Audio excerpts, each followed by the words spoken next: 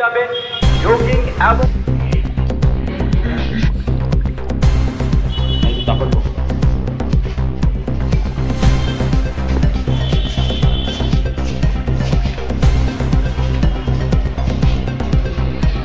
Drug বিরোধী অভিযানের অঙ্গ হিসেবে আমরা দীর্ঘদিন ধরেই আমরা তৎপর আছি।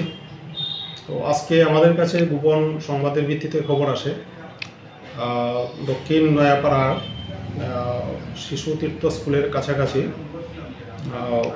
মিহিরলাল দাস নামে একজন লোক ওই এলাকায় একটা মোটর বাইক নিয়ে ঘোরাঘুরি করছে।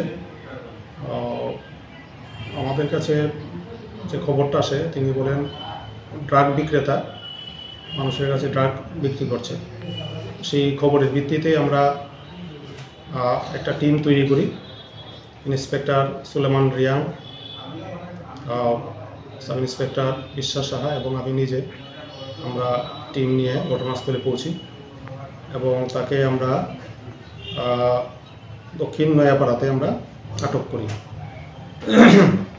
তার কাছ থেকে কতটুকু মাল পাওয়া? ওকে আটক করে সাক্ষীদের সামনে আমরা ওর দেহ তল্লাশি করি। তল্লাশি করে মোট এখানে 51 কৌটো সাসপেক্টেড হিরোইন আমরা উদ্ধার করি। সঙ্গে ওর একটা মোবাইল ফোন ছিল, সেটাও আমরা বাজেয়াপ্ত করি।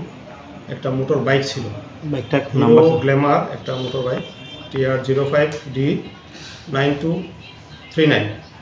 এই বাইকটা আমরা থানায় নিয়ে এসেছি। আমরা ওর বিরুদ্ধে এখন NDPS অ্যাক্টে আমরা মামলা নিই। আগামীকাল আমরা কোর্টে প্রেরণ করব। স্যার, ওকে প্রাথমিক জিজ্ঞাসাবাদে কারোর নাম বলেছে? এখন জিজ্ঞাসাবাদ চলছে, এটা বাকি রয়ে গেছে জিজ্ঞাসাবাদ। আশা করি যা আসবে পরে আমরা দেবো। এখন তদন্তের স্বার্থে আমরা বলছি।